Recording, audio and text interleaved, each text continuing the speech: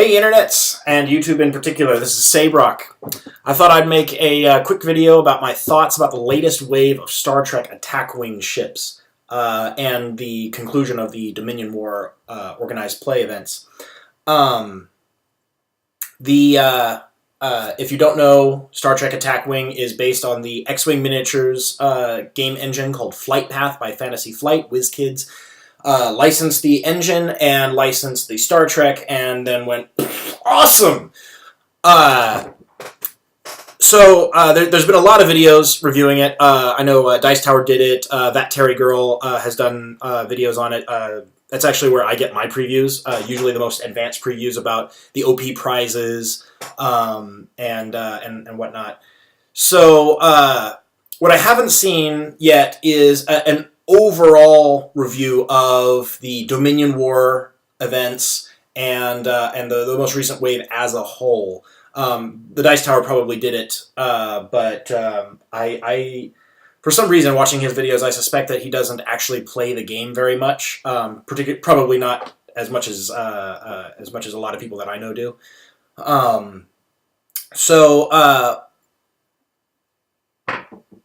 The latest wave of attack wing ships comes with the Samra for the Klingons, a ship from Enterprise. So it's pre-original series. It comes with the Galgathong, which is an original series Romulan bird of prey. It comes with the Equinox, which is a ship from one episode of Voyager. So all of these are one-episode ships. And then it comes with the Jem'hadar battleship, which is the beefiest ship to date until the Borg sphere comes out in a couple months.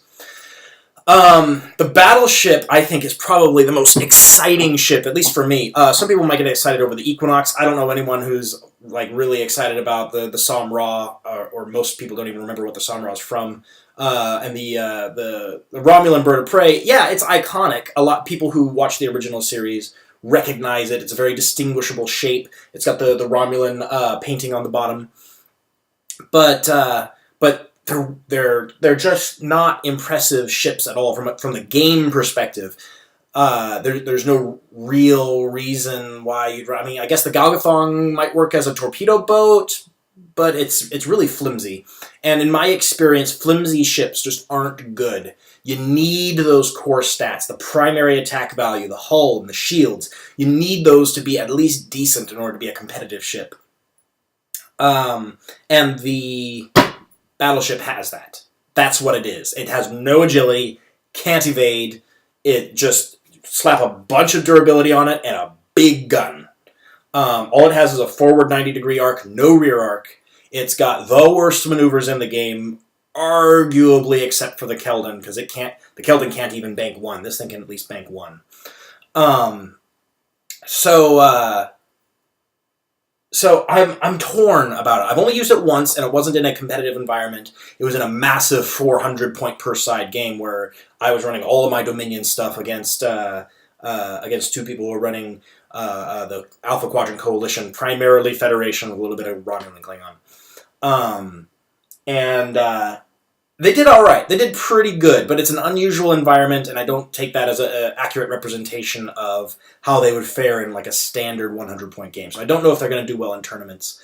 I would like to practice more with them. Unfortunately, my work schedule precludes me from doing so as much as I would prefer.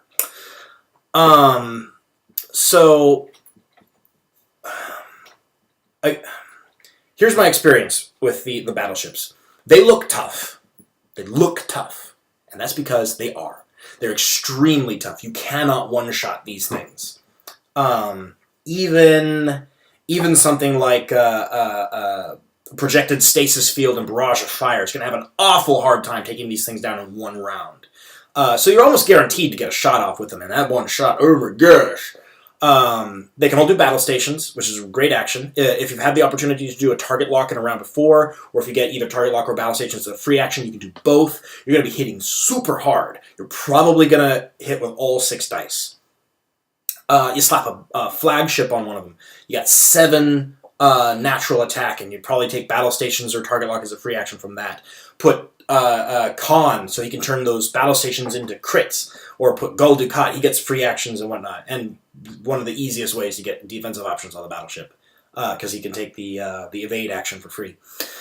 So they're extremely scary ships, and they're gonna draw aggro from your opponent. But I think a smart opponent will pick off any weaker ships that you have first, leaving just your battleship, and then, as everyone has pointed out, once you get behind them, they're not going to shake you. They just have no capacity to do so. I think the battleship is... It's kind of unfortunate because their ability requires them to stay close to other Jem'hadar ships, but the way that the ship functions well is to keep them away from the rest of your fleet, so that... Just a moment. Yeah, I bet you enjoyed that. So you start off the battleship on one end, and you start the rest of your fleet, or even another battleship at the other end, and you sort of careen in at each other so that no matter which one the opponent goes for, the other one's covering. And then as they pass each other, you could sort of stagger them a little bit, go around. There was a name for this maneuver. It was actually used during World War II, where two planes would cover each other by weaving back and forth, and if whichever one the enemy went after was what's called the bait ship, or the bait plane, and then the other one would get in behind that enemy and take them down from behind. And so I think that's the sort of tactic you have to employ with these battleships. You have to cover it with the rest of your fleet. Which I like. I mean, that's very thematic to me. You have this great, big, massive ship. It's super dangerous, and the enemy has to take it out. But and they can do so easily if it were by itself. But then you have these support ships that protect it from behind. So I think that's a really good design. I think that was awfully smart. As far as the cards that it comes with, the new Weyoun, I'm not impressed at all. I think the other Weyoun is way better for Dominion, particularly if you match them up with a Jem'hadar, like the, let's see, what is it? The Ikat Ika, who can force your opponent to re-roll attack dice, but you discard him to use it. But old Weyoun 6, he can disable himself in order to prevent that guy from being discarded. Or you run Shroud, which this battleship also comes with. Great upgrade. Super combo juicy. In fact, it enables the conditional surrender combo that's popular on Board Game Geek right now. That is, I'm trying to get banned at my local facilities because it's awful.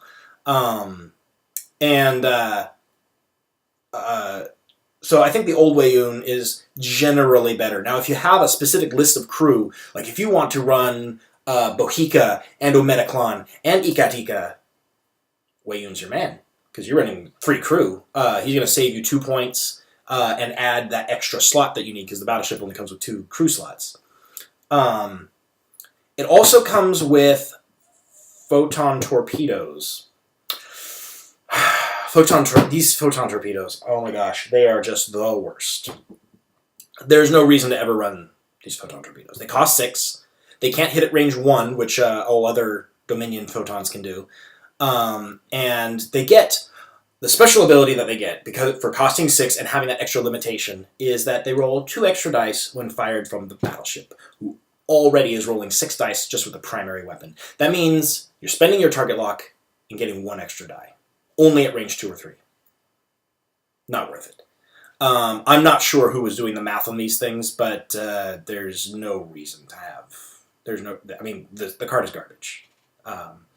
Let's see, what else did it come with? I think it came with Ikat Ika, which is a new defensive option for the Dominion, and an interesting way for the Dominion to protect their battleships, because re-rolling attack dice prevents them from using target lock.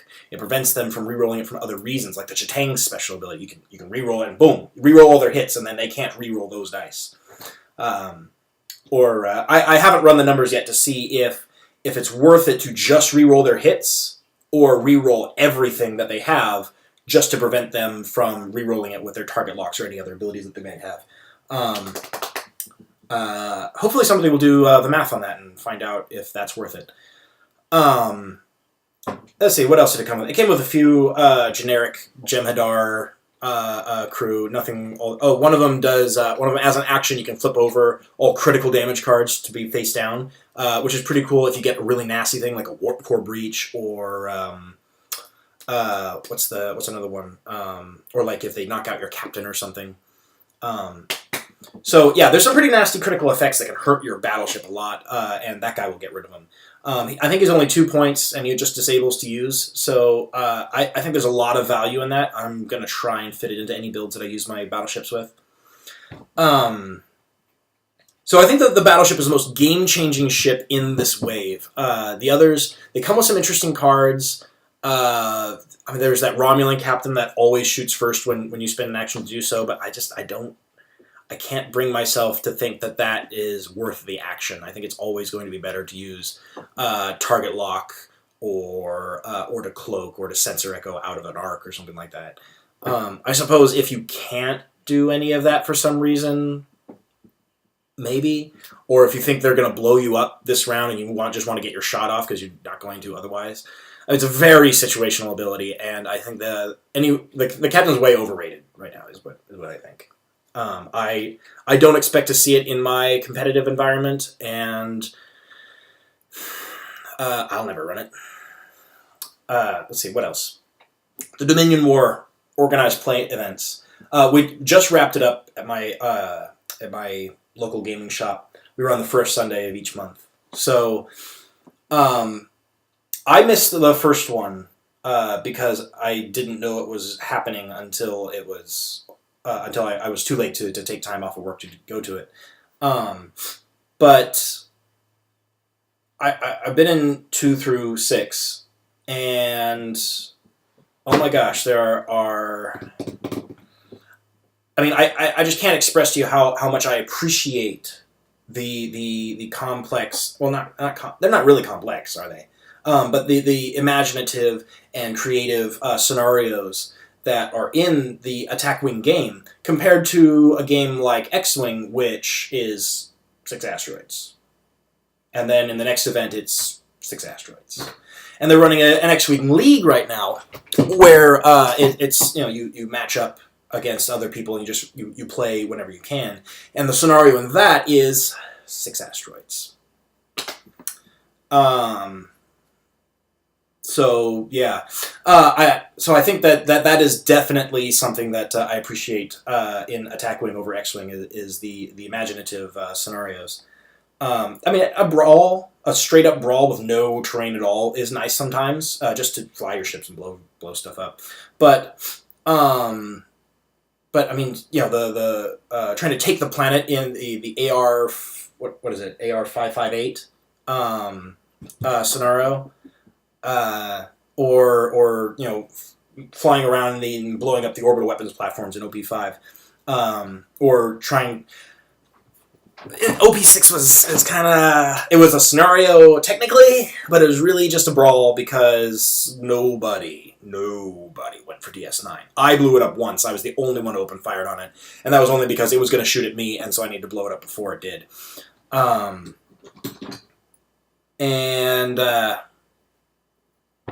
Yeah, so I hope that they continue to be really imaginative. And the prizes that have been given out over the Dominion War, the resources I think are super creative. Some people would complain about their exclusivity and the fact that they're not retail prizes, and that if you don't have them, you're at a disadvantage. And I understand where that's coming from, and I kind of agree with it even. But more than that, because they are available on eBay for reasonable-ish prices. I mean, what's the competitive prizes going for besides the attack fighters? Everything else is like what, $10 on eBay. It's less than the cost of a ship, and I think the value you get is there for most of them. The flagships are good. The command tokens are good. The fighter squadrons I think are really good. Probably not as good as the flagship. So, in my opinion, if you want the resources, get them on eBay and stop your whining. Now, as far as the ships, those are much more expensive. They are more expensive than a regular ship because they're very limited in supply. The Ferengi ship, garbage. Don't even worry about it. Unless you really like Ferengi and you just want that Ferengi ship to display. Never run it in a game because that's stupid. It's got a few good upgrades with the E-Impulse and the conditional surrender if the combo is legal where you're at. But I mean, the ship itself is just awful. Again, it comes back to that thing where in Attack Wing, primarily because of the way WizKids did their pricing scheme, and I've said this so many times, WizKids is a slave to their pricing formula. It's base stats times 2. That's it. They don't take into account special ship abilities. They don't take into account upgrade slots, actions on the action bar, the fact that attack power is more valuable than defense power, that shields are more powerful than hull. They don't take into account any of that, and that means that that small ships are worthless because they're too expensive. If they were cheaper, if they were priced more similarly to the way X-Wing prices their ships, which takes into account all those things, and the fact that a weak ship is not as good as or like multiple weak ships are generally not as good as a strong ship with the same stats, the same combined stats. If they adjusted their prices to account for that, then that is what I think it would take for swarms to become a thing in Attack Wing. And until that happens, I just don't think it's ever going to be viable. Unless like they put out an Admiral's order that encourages it. Like if you have 4 or more ships, then you get a free 5-point upgrade on each of them. Maybe. Maybe that might do it. Probably not. Where was I? Oh yes, so the Kraken is a weak ship. It's not competitive. I don't see anybody trying to run it. What came out next? OP2 we saw, was that the Chitang? I think that might have been the Chitang. The Klingon ship, the Bird of Prey.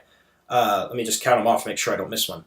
The Chitang is a really good ship. Oh my gosh, that special ability. Basically a free target lock if you're attacking from cloak. And Klingon should attack from cloak. And it comes with Barrage of Fire. Probably, arguably, the best Klingon upgrade in the game.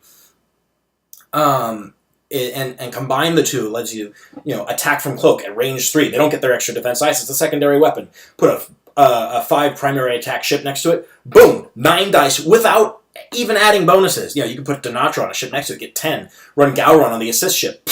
11. 11 dice. Activate Drex the turn you attack. Boom! You're transforming battle stations into crits and hits, and then re-rolling all your blanks because you're attacking from cloak. And then, wow! And they only roll once against it, even though it's 2 ships basically combining their attack.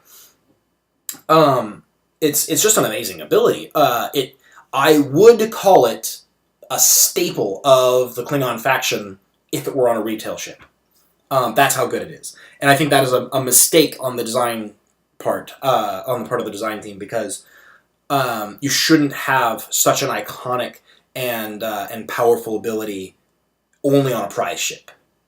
Somebody's going to have to fork out $30, $40. I don't know what they're going for on eBay right now. But that's what they're going to have. 2 ships worth just to get 1 ship for Barrage of Fire.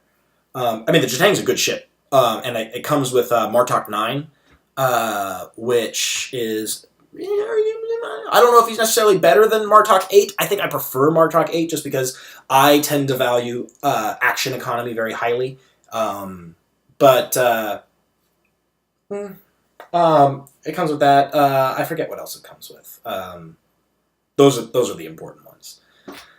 And let's see here. There's the Romulan ship, the Armergerburmer, which comes with Sinon.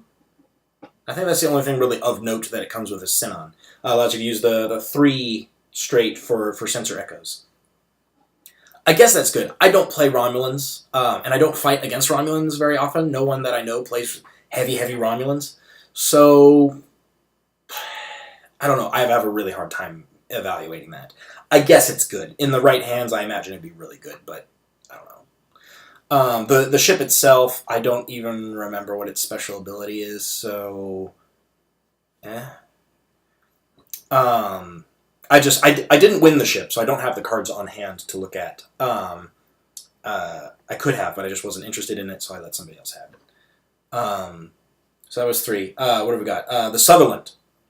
When I first saw the Sutherland, and I saw its firing arcs and its stats, I was like, I want to like this so badly, but then I was like, only has a 90 forward, no rear. It maneuvers like the Enterprise D, but the Enterprise D has that 360 shot. It's got a rear firing arc, so it can use like mines. Sutherland can't do that. And then I was like, it's not a good ship. It's close. It's close to being a good ship. If it had a 180 arc, or if it had a rear arc, either one, I think it'd be a good ship. And then somebody in my OP environment is running the Sutherland. She's ran it like three months in a row. And she puts Picard on it, and she puts torpedoes on it, and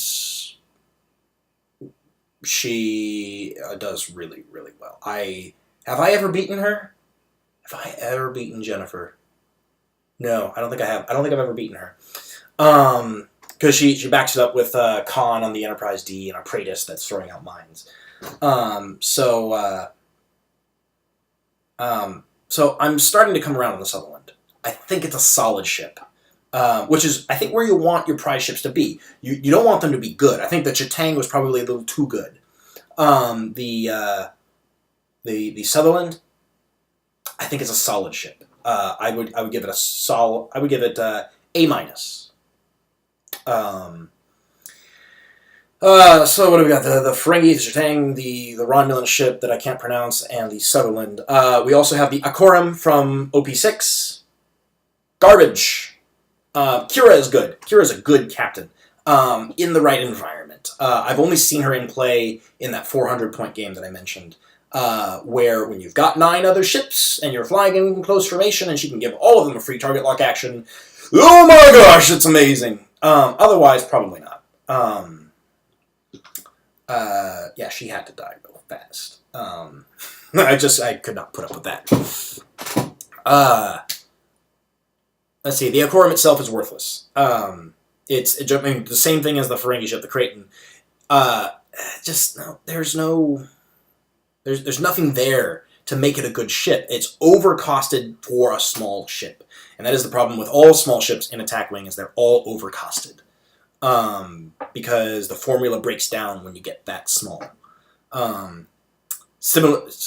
Conversely, I think the battleship might be a little undercosted. It seems like too powerful for what you're paying, because all those points are in the right spots. You got your durability and your attack. No defense needed. And then you have the Rav Laris, the Breen ship. And this is a ship that I think, in the right hands, can be a really good ship.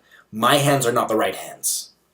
Even though I play Dominion and Federation together. I like to mix the two. Like a Enterprise D and what I was gonna try at one point was the Enterprise D and a battleship. But I didn't. But the Rav Laris, it can sensor echo with the one template without being cloaked, which is good because it can't cloak. And I think, having seen because I played a little bit of X-Wing. I don't have any X-Wing stuff, but I played with other people's stuff. And when I play with the B-Wings or the TIEs, and they can all barrel roll, I can see how powerful that ability is. And it's unfortunate, I think, that it's so hard to do in Attack Wing, because you have to be cloaked to do it, which means you spend one action to cloak, another action to sensor echo. I just don't see people doing it very often at all. I think in the entire Dominion War event, I think maybe half dozen times altogether.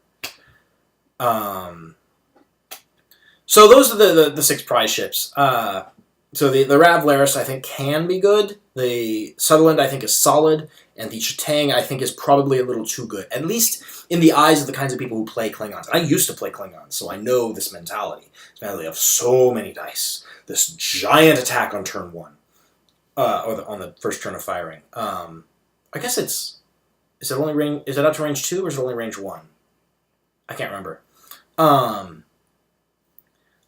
So that's what I think of the Dominion War event overall, and Wave 3 in particular. And The other thing I want to say is that I am so looking forward to the Borg. Oh my gosh, I want more spoilers for the Borg sphere.